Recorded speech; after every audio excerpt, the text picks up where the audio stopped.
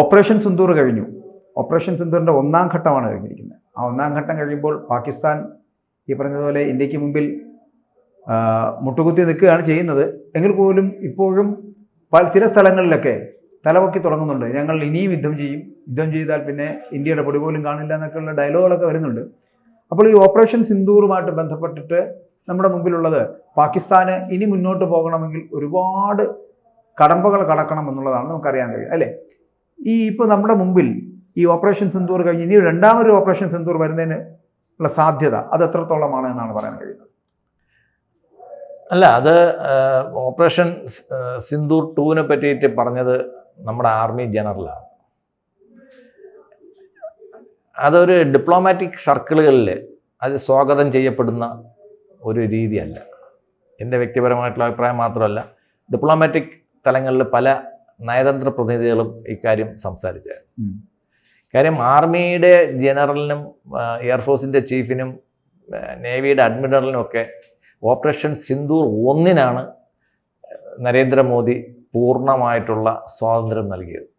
അതിന് ശേഷമുള്ള കാര്യങ്ങൾ മിലിറ്ററി പറയേണ്ട കാര്യം ഉണ്ടായെന്ന് എനിക്ക് തോന്നുന്നില്ല. ഇത് പല തലങ്ങളിലായിട്ട്, കാര്യം ഡിപ്ലോമാറ്റിക് തലങ്ങളുണ്ട്. ഇപ്പം ഡിഫൻസ് ചീഫ് പറയുമ്പോഴത്തേക്ക് അവിടുത്തെ ഡിഫൻസ് ചീഫാണ് പറയേണ്ടത്. ഇവിടെ നമ്മളെ ഒരു ഡിഫൻസ് മിനിസ്റ്റർ പറയുമ്പോൾ അവിടുത്തെ ഡിഫൻസ് മിനിസ്റ്ററാണ് പറയുന്നത്. ഇവിടെ പ്രധാനമന്ത്രി പറയുമ്പോൾ അവിടുത്തെ പ്രധാനമന്ത്രിയാണ് പറയുന്നത്. അതാണ് അതിൻ്റെ ഒരു ഡിപ്ലോമാറ്റിക് തലം എന്ന് പറയുന്നത്. നമ്മൾ അനാവശ്യമായിട്ട്, നമ്മൾ ഇംഗ്ലീഷിൽ പറയുകയാണെങ്കിൽ അൺവാറണ്ടഡ് എന്ന് പറയും, ആരും ആവശ്യപ്പെടാത്ത ഒരു കമൻ്റായിരുന്നു അദ്ദേഹം നടത്തിയത്. അപ്പം ഓപ്പറേഷൻ സിന്ദൂറിൻ്റെ ബാക്ക്ഗ്രൗണ്ടിൽ അതിന് ഒരുപാട് പ്രാധാന്യം ലഭിച്ചു. അപ്പം യഥാർത്ഥത്തിൽ ഓപ്പറേഷൻ സിന്ദൂറിൻ്റെ ഉദ്ദേശം എന്തായിരുന്നു എന്ന് അദ്ദേഹത്തിന് മനസ്സിലായിരുന്നുവെങ്കിൽ, അത് ഇന്ത്യൻ ജനറലിന് മനസ്സിലായിരുന്നുവെങ്കിൽ അദ്ദേഹം ഇങ്ങനൊരു വാക്ക് പറയത്തില്ലായിരുന്നു. ഓപ്പറേഷൻ സിന്ദൂറിൻ്റെ അതിന് 2 ദിവസത്തിന് മുമ്പ് എയർ ചീഫ് വളരെ ഡീറ്റെയിൽ ആയിട്ട് പറഞ്ഞു, ഞങ്ങൾ ഓപ്പറേഷൻ സിന്ദൂർ തുടങ്ങുമ്പോഴത്തേക്ക് ഞങ്ങളുടെ മുന്നിൽ 9 ഭീകര ക്യാമ്പുകൾ മാത്രമേ ഉണ്ടായിരുന്നുള്ളൂ. അത് പാകിസ്ഥാനെതിരായിട്ടുള്ള ഒരു യുദ്ധമല്ലായിരുന്നു, തീവ്രവാദികളുടെ ക്യാമ്പുകൾക്കെതിരെയുള്ളൊരു ആക്ഷൻ ആയിരുന്നു എന്ന് അദ്ദേഹം വളരെ ക്ലിയർ ആയിട്ട് പറഞ്ഞു. അപ്പം അവരെ നമ്മൾ ഉന്മൂലനം ചെയ്യുക എന്നുള്ളതാണ് നമ്മുടെ ഉദ്ദേശമായിരുന്നു. പക്ഷേ അങ്ങനെ നമ്മൾ അടിക്കുമ്പോഴത്തേക്ക് അവിടുത്തെ ആർമി നമ്മളടുത്ത് റിട്ടാലിയേറ്റ് ചെയ്യുമെന്ന് നമ്മൾ പ്രതീക്ഷിച്ചിരുന്നു. അതിന് വേണ്ടിയിട്ടുള്ള ഒരുക്കങ്ങളെല്ലാം നമ്മൾ ചെയ്തിരുന്നു. അവർക്ക് 2 രീതിയിൽ ചെയ്യാമായിരുന്നു. ഒന്ന്, തീവ്രവാദ ക്യാമ്പുകൾ ആക്രമിച്ചു, ബാലാക്കോട്ട് മാതിരി ആക്രമിച്ചു, അവർ സർജിക്കൽ സ്ട്രൈക്ക് നടത്തി 9 കേന്ദ്രങ്ങൾ അടിച്ചു തീർത്തു. അവരുടെ ആർമി അതിനകത്ത് പ്രത്യേകിച്ചൊന്നും പറയാനില്ലായിരുന്നു, അവർക്ക് സ്റ്റോപ്പ് ചെയ്യാമായിരുന്നു. പക്ഷേ അവരെ സംബന്ധിച്ചിടത്തോളം ഏറ്റവും പ്രധാനപ്പെട്ട തീവ്രവാദിയുടെ കുടുംബം തന്നെ ഏകദേശം ആ കുടുംബത്തിനകത്ത് തന്നെ ഏകദേശം 13 പേര് മരിച്ച സ്ഥിതിക്ക് ഇവർക്ക് സൈലൻ്റായിട്ടിരിക്കാൻ പറ്റാത്തൊരവസ്ഥയിൽ നമ്മളവരെ കൊണ്ടെത്തിക്കുകയായിരുന്നു. അവരൊരു എന്താ പറയുന്നത്, അവരെ ചെവരിന് നമ്മൾ ചേർത്ത് നിർത്തുകയായിരുന്നു. അതിനുശേഷം അവർ അടിച്ചു, നമ്മൾ തിരിച്ചു അടിച്ചു. അതോടെ ആ കാര്യം കഴിഞ്ഞതാണ്. വീണ്ടും നമ്മളെ ടാർഗറ്റ്, വീണ്ടും നമ്മളെ കണ്ണുകൾ പോകേണ്ടത് വീണ്ടും അവിടുത്തെ തീവ്രവാദ ക്യാമ്പുകളിലേക്കായിരുന്നു. അതിന് പകരം പാകിസ്ഥാൻ എന്ന് പറഞ്ഞ ഒരു രാഷ്ട്രത്തെ ചൊടിപ്പിച്ചുകൊണ്ട് നമ്മളൊന്നും നേടിയിട്ടില്ല. രാഷ്ട്രീയം വേറെയാണ്, ഡിപ്ലോമസി വേറെയാണ്, യുദ്ധം വേറെയാണ്. അപ്പോൾ ഇദ്ദേഹം ഇത് 3 കൂടെ കൂട്ടിക്കലർത്തിയാണ് പറഞ്ഞത്. അങ്ങനെ ഇനി ഒരു ഓപ്പറേഷൻ സിന്ദൂർ എടുക്കണമെങ്കിൽ അതൊരു രാഷ്ട്രീയ തീരുമാനമായിട്ട് ഗവൺമെൻറ്റിൻ്റെ ഭാഗത്തു നിന്ന് വരുമ്പോഴത്തേക്ക് യുദ്ധം ചെയ്യുക എന്നുള്ളതാണ് ഒരു ജനറലിൻ്റെ ജോലി, ഏത് ചീഫിൻ്റെ ആയാലും. അങ്ങനെ ഒരു രാഷ്ട്രീയ തീരുമാനം നരേന്ദ്രമോദി എടുക്കാത്തിടത്തോളം കാലം ഓപ്പറേഷൻ സിന്ദൂർ 2 പറ്റിയിട്ട് അദ്ദേഹം പറയുന്നത് എങ്ങനെ, അല്ലെങ്കിൽ അത് എന്നാണ് ഉണ്ടാവുക, അതുവരെ ഈ ജനറലിന് കാലാവധി ഉണ്ടോയെന്ന് പോലും നമുക്കറിയത്തില്ല. അപ്പം ഇത് ഒരു എന്താ പറയുന്നത്, ചിലപ്പോൾ ചില പ്രചോദനങ്ങൾ വരുമ്പോഴത്തേക്ക് അങ്ങ് പറഞ്ഞു പോകുന്നതാണ്. അദ്ദേഹം അങ്ങ് പറഞ്ഞു പോയതാണ്. അങ്ങനെ നമ്മൾ അതിനകത്ത് അത്രയും കണ്ടാൽ മതി. കാര്യം ഓപ്പറേഷൻ സിന്ദൂർ 1 യഥാർത്ഥത്തിൽ ഓപ്പറേഷൻ സിന്ദൂർ 1 ഇപ്പോഴും നമ്മൾ അവസാനിപ്പിച്ചിട്ടില്ല, നമ്മൾ റീകോൾ ചെയ്തിട്ടില്ല ഓപ്പറേഷൻ. ഇപ്പോഴത് ഓണാണ്. അത് കഴിഞ്ഞതിന് നമ്മുടെ ടാർഗറ്റ് എല്ലാം നമ്മൾ നേടിക്കഴിഞ്ഞു. ഇനി എന്തെങ്കിലും പ്രകോപനം ഉണ്ടെങ്കിൽ അതിനെ റിട്ടാലിയേറ്റ് ചെയ്യുക എന്നുള്ളതാണ് നമ്മുടെ ജോലി. അതും കഴിഞ്ഞതിന് ശേഷം കുറച്ച് കഴിയുമ്പോൾ നമ്മളത് വൈൻഡപ്പ് ചെയ്യും. അതെ, നമ്മളെപ്പോലെ ശക്തമായ ഇപ്പോൾ മിലിറ്ററി ഫോഴ്സ് ആണെങ്കിലും നേവൽ ഫോഴ്സ് ആണെങ്കിലും എയർഫോഴ്സ് ആണെങ്കിലും ഒക്കെ വളരെ ശക്തമായിട്ടാണ്. ഇത്രയും ഒരു ശക്തിയുള്ള ഒരു ഫോഴ്സ് പാകിസ്ഥാൻ ഉണ്ടെന്ന് തോന്നുന്നുണ്ടോ? ഉണ്ടെങ്കിൽ തന്നെ ഇപ്പോൾ തന്നെ നമ്മൾ എയർഫോഴ്സ് ഡേ പോലുള്ള ഡേ ഉണ്ടാകുന്നു, ഇനി മിലിറ്ററി ഡേ വരാൻ പോകുന്നു, നേവൽ ഡേ വരാൻ പോകുന്നു. ഇങ്ങനെ ഓരോ സംവിധാനങ്ങളൊക്കെ നമ്മൾ വളരെ കൃത്യമായിട്ട് ആഘോഷിക്കുന്നുണ്ട്. ഈ പറഞ്ഞ പോലെ ഓപ്പറേഷൻ സിന്ദൂറിന് ശേഷം ചിലപ്പോൾ ആഘോഷങ്ങൾ ആദ്യം നടത്തിയത് എയർഫോഴ്സ് ആയിരിക്കും, അവരുടെ ഡേ, അല്ലേ? അപ്പോൾ എയർഫോഴ്സ് ഡേ ആയിട്ട് ബന്ധപ്പെട്ടിട്ട് ഇപ്പം ഞാൻ നേരത്തെ പറഞ്ഞല്ലോ, ഫോഴ്സുകളിൽ നമ്മൾ മുമ്പന്മാരാണ്. അതേ ഫോഴ്സുകളിൽ എനിക്ക് തോന്നുന്നു വളരെ ശക്തമായിട്ടുള്ള തിരിച്ചടികൾ നടത്തി പ്രതികരണശേഷിയുള്ളവർ തന്നെ ചിലപ്പോൾ ചില ഫണ്ണി സംവിധാനങ്ങളൊക്കെ ഏർപ്പെടുത്താറുണ്ട്. അദ്ദേഹം ചോദിച്ചതിന് വേറൊരു പാരലുണ്ട്. നമ്മൾ പാകിസ്ഥാനുമായിട്ടല്ല നമ്മൾ യുദ്ധം ചെയ്യുന്നത്. കഴിഞ്ഞല്ല അതിന് മുമ്പുള്ള പാർലമെന്റ് തെരഞ്ഞെടുപ്പിൽ 547 വെറും 40 സീറ്റ് വാങ്ങിച്ച് ഇന്ത്യയിൽ വന്ന പ്രതിപക്ഷമാണ് കോൺഗ്രസ്. അപ്പോൾ കോൺഗ്രസുമായിട്ട് BJP ഉരസി കഴിഞ്ഞ അടുത്ത തെരഞ്ഞെടുപ്പിന് അവർക്ക് കേവല ഭൂരിപക്ഷം ഒറ്റയ്ക്ക് നേടാൻ പോലും സാധിച്ചു. അപ്പോൾ നമ്മൾ BJPക്ക് കിട്ടുമെന്ന് പലരും പ്രഡിക്റ്റ് ചെയ്ത പല സീറ്റുകളും കിട്ടിയിട്ടില്ല. അപ്പോൾ അതിന് കാരണം ഇതിൻ്റെ പിറകെ വേറെ ഒരുപാട് ശക്തികൾ പ്രവർത്തിക്കുന്നു. അപ്പോൾ പാകിസ്ഥാൻ്റെ മുമ്പ് ഇപ്പോൾ സോറോസ് ആണ്, ഡീപ് സ്റ്റേറ്റ് ആണ്, അദ്ദേഹത്തിന് പല ഫോറിൻ രാജ്യങ്ങളിൽ നിന്നുള്ള ഫണ്ടിങ് ഉണ്ട്. ഇതെല്ലാം കൊണ്ടാണ് രാഹുൽ ഗാന്ധിക്ക് ഇതൊക്കെ ചെയ്യാൻ പറ്റുന്നത്. അപ്പോൾ അതേപോലെ പാകിസ്ഥാനുമായിട്ട് നമ്മൾ ഒരു യുദ്ധത്തിലോ അല്ലെങ്കിൽ ഒരു ഓപ്പറേഷനോ പോകുമ്പോഴത്തേക്ക് പാകിസ്ഥാൻ്റെ ശക്തിയുമായിട്ടല്ല നമ്മൾ ഏറ്റുമുട്ടും. പാകിസ്ഥാനെ സപ്പോർട്ട് ചെയ്യുന്ന, അവരെ ഫണ്ട് ചെയ്യുന്ന, അവരെ പാട്രണൈസ് ചെയ്യുന്ന, പ്രധാനമന്ത്രിയുടെ വാക്ക് തന്നെ പറയുകയാണെങ്കിൽ അവരെ പാട്രണൈസ് ചെയ്യുന്ന കുറേ രാജ്യങ്ങളുണ്ട്. അത് തുർക്കി ആയിക്കോട്ടെ, അസർബൈജാൻ ആയിക്കോട്ടെ, ഈ സൗദി ആയിക്കോട്ടെ, ഇന്ത്യയുമായിട്ട് സൗഹൃദം നടിക്കുന്ന മറ്റൊരുപാട് രാജ്യങ്ങളായിക്കോട്ടെ, ചൈന ആയിക്കോട്ടെ, ഇവരുടെ എല്ലാം ഒരു സപ്പോർട്ട് അവർക്ക് കിട്ടുമോ? അപ്പോൾ നമ്മൾ യുദ്ധം ചെയ്യുമ്പോഴത്തേക്ക് നമ്മളിപ്പോൾ ഇത്തവണ യുദ്ധം ചെയ്ത പാകിസ്ഥാനുമായിട്ടാണ് നമ്മൾ യുദ്ധം ചെയ്തെങ്കിലും നമ്മൾ എതിരിട്ട വെപ്പൺസ് എല്ലാം തുർക്കിയുടെയും ചൈനയുടേതുമായി. ഇപ്പോൾ ഇവരെ നമ്മൾ ഒരു യുദ്ധത്തിൻ്റെ ഒരു ബേസ് പ്രിൻസിപ്പിൾ എന്ന് വെച്ച് കഴിഞ്ഞാൽ എതിരാളിയുടെ ശക്തിയെ കുറച്ച് കാണാതിരിക്കുക എന്നുള്ളതാണ് നമ്മളെ ഏറ്റവും പ്രധാനപ്പെട്ട ഒരു കാര്യം. അപ്പോൾ പാകിസ്ഥാൻ ഒരു രാജ്യമാണ്, അവർ ഹിന്ദിയിൽ ഭിക്കാരി എന്നാണ് വിളിക്കുന്നത്, ഭിക്ഷക്കാരെന്നാണ് അവർ വിളിക്കുന്നത്. ലോകത്ത് ഒരു ഭിക്ഷക്കാരായിരിക്കാം, പക്ഷേ അവരുടെ പിറകിലുള്ള ശക്തികൾ ഇന്ത്യ എന്ന് പറയുന്ന ഒരു മതേതര രാജ്യത്തെ ഇസ്ലാമവൽക്കരിക്കാൻ വേണ്ടിയിട്ട് വെമ്പി നിൽക്കുന്ന ഒരുപാട് രാജ്യങ്ങളുണ്ട്. അവരുടെയൊക്കെ ഫണ്ട് പാകിസ്ഥാനിൽ വരുന്നു. അതുകൊണ്ട് തന്നെയാണ് അത് അമേരിക്ക,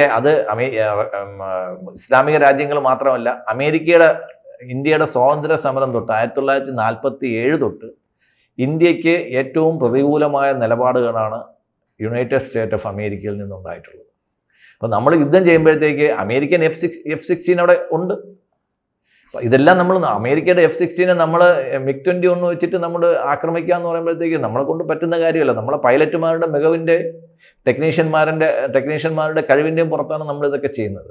അപ്പോൾ അവരുമായിട്ട് നമ്മൾ യുദ്ധം ചെയ്യുമ്പോൾ ശരിക്കും നമ്മൾ അമേരിക്കയായിട്ടുള്ള യുദ്ധം തന്നെയാണ് ചെയ്യുന്നത്. അമേരിക്കയുടെ സപ്പോർട്ടുണ്ട്, റഷ്യയുടെ സപ്പോർട്ടുണ്ട്. അപ്പം ഇന്ത്യയുടെ കൂടെ ഒരു യുദ്ധത്തിൽ നമ്മളെ കൂടെ ഇല്ലാത്തവർ എല്ലാവരും നമുക്കെതിരാണെന്നുള്ള ഒരു പ്രിൻസിപ്പിൾ അനുസരിച്ച് നോക്കുമ്പോൾ കഴിഞ്ഞ യുദ്ധത്തിൽ നമ്മളെ കൂടെ ഉണ്ടായിരുന്നത് റഷ്യ എന്ന് പറയുന്ന ഒരു രാജ്യം മാത്രമേ നമ്മളെ കൂടെ ഉണ്ടായിരുന്നുള്ളൂ. ബാക്കി ലോകം മുഴുവൻ നമുക്കെതിരായിരുന്നു.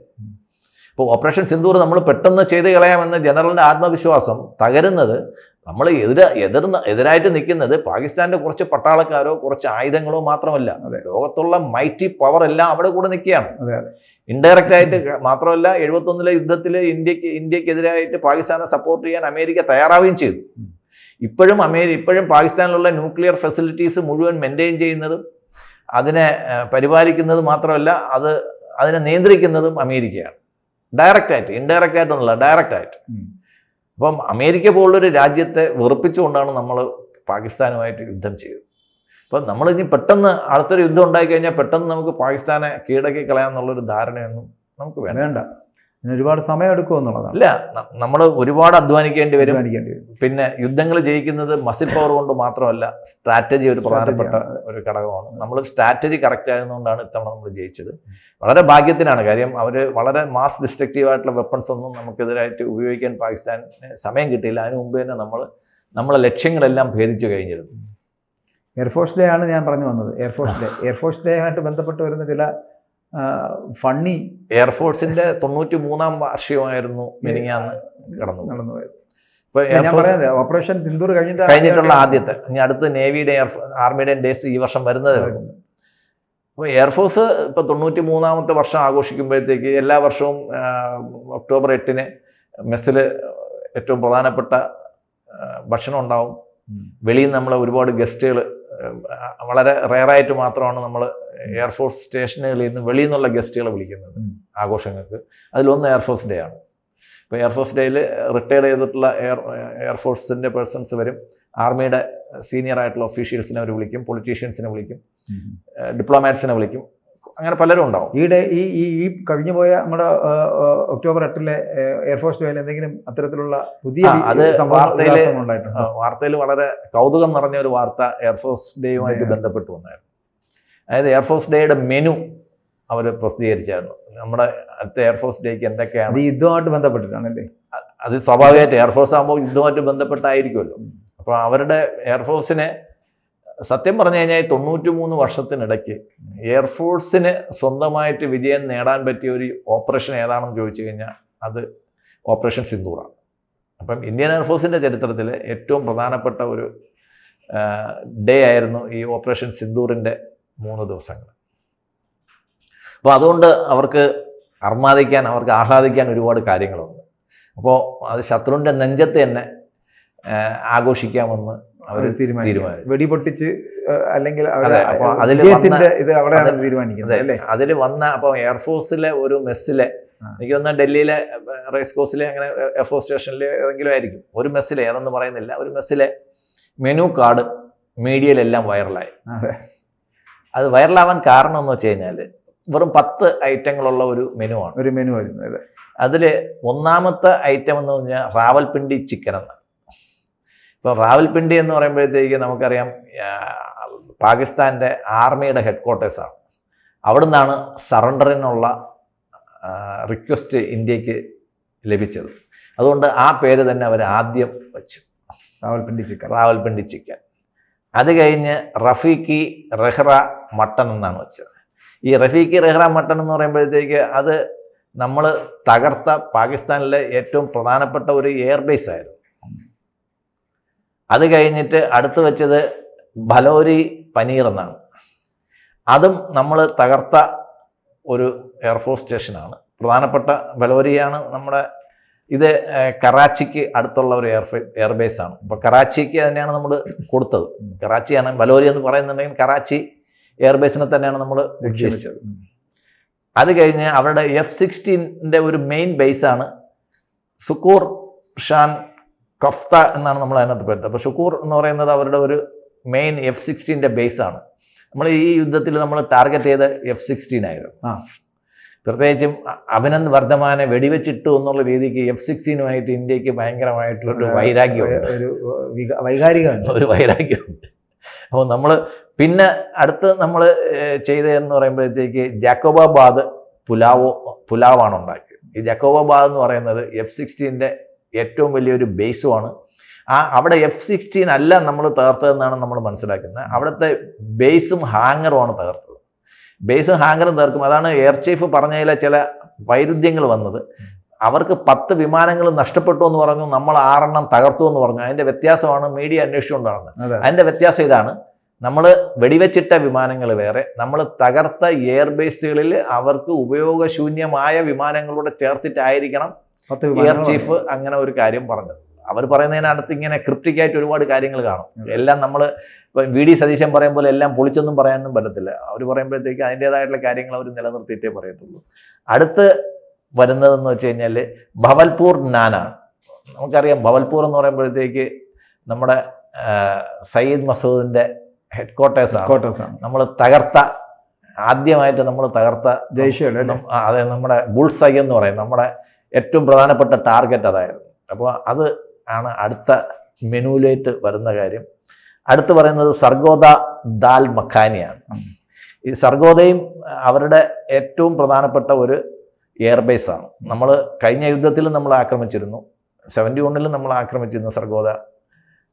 അത് നമ്മൾ ഒരിക്കലും നമുക്ക് വിടാൻ പറ്റാത്തതാണ്. അടുത്ത് ബാലാക്കോട്ട് എന്ന് പറയുന്ന ഒരു വിഭവമാണ് അടുത്ത് ഉണ്ടാക്കിയത്. ബാലാക്കോട്ട് അറിയാമല്ലോ, നമ്മൾ കഴിഞ്ഞ ഓപ്പറേഷൻ നമ്മൾ തകർത്ത ടെററിസ്റ്റ് ഇതാണ്.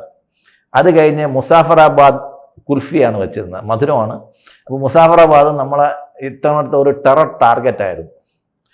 അത് കഴിഞ്ഞത് മുരിഡ്കെ മീഠാപ്പാനാണ്. മുരിഡ്കയും നമ്മൾ തകർത്ത വേറൊരു കേന്ദ്രമാണ്. അപ്പോൾ ഈ വന്നതിൽ ഈ 10 7 എയർഫോഴ്സിൻ്റെയും ആർമിയുടെയും ബേസുകളും ബാക്കി 3 നമ്മളുടെ ഏറ്റവും പ്രധാനപ്പെട്ട നമ്മൾ ടാർഗറ്റ് ചെയ്തിരുന്ന അവരുടെ തീവ്രവാദ കേന്ദ്രങ്ങളുമാണ് ഇത്തവണ മെനു ആയിട്ട് കൊടുത്തത്. അപ്പം ആ ഒരു പ്രതീകാത്മകമായിട്ട് യുദ്ധത്തിൽ തോൽപ്പിച്ചത് പോരാഞ്ഞിട്ട് പ്രതീകാത്മകമായിട്ടും കൂടെ അവരെ തോൽപ്പിക്കണം Fry എന്നുള്ള ആ ചെയ്തെടുക്കുന്ന വൈരാഗ്യം തീർന്നില്ല. അതിന് പകരമാണ് ഇങ്ങനത്തെ ഒരു അപ്പൊ മെനു ഈ ഉണ്ടാക്കിയത്. ഓപ്പറേഷനിൽ ഇനി അടുത്ത് വരാൻ പോകുന്നത് നേവി ഡേ ആണ്. നേവി ഡേയിൽ അവർ ഭയങ്കരമായിട്ട് ഇത്തവണ ഫ്രസ്ട്രേറ്റഡ് ആയ ഒരു വിഭാഗമാണ് ഇന്ത്യൻ നേവി. കാരണം ഈ ഓപ്പറേഷൻ സിന്ദൂറിൽ അവർക്ക് ഒരു റോളും ഒന്നും ചെയ്യാൻ പറ്റിയില്ല. എല്ലാത്തിനും തയ്യാറായിട്ട് നിൽക്കുകയായിരുന്നു, പക്ഷേ ഒന്നും ചെയ്യാൻ പറ്റില്ല. അപ്പോൾ അവർ വളരെ ഫ്രസ്ട്രേറ്റഡ് ആയിട്ട് ഒരു വീഡിയോ ഇട്ടായിരുന്നു, അവരുടെ ശക്തി എല്ലാം കൂടെ കാണിച്ചുകൊണ്ട്. പക്ഷെ ഞങ്ങൾക്കൊന്നും ചെയ്യാൻ പറ്റില്ല. അപ്പോൾ ഇതിൻ്റെ അനുരണനങ്ങൾ അടുത്ത് വരുന്ന നേവി ആർമി ഡേകളിൽ തീർച്ചയായിട്ടും അവരുടെ മെനുവിലും ഇത് കാണുമെന്ന് നമുക്ക് പ്രതീക്ഷിക്കാം. തീർച്ചയായിട്ടും. കൂടുതൽ വാർത്തകളും വിശേഷങ്ങളും നിങ്ങളിലേക്ക് എത്താൻ ABC മലയാളം സബ്സ്ക്രൈബ് ചെയ്യുക, ബെൽ ബട്ടണും അമർത്തുക.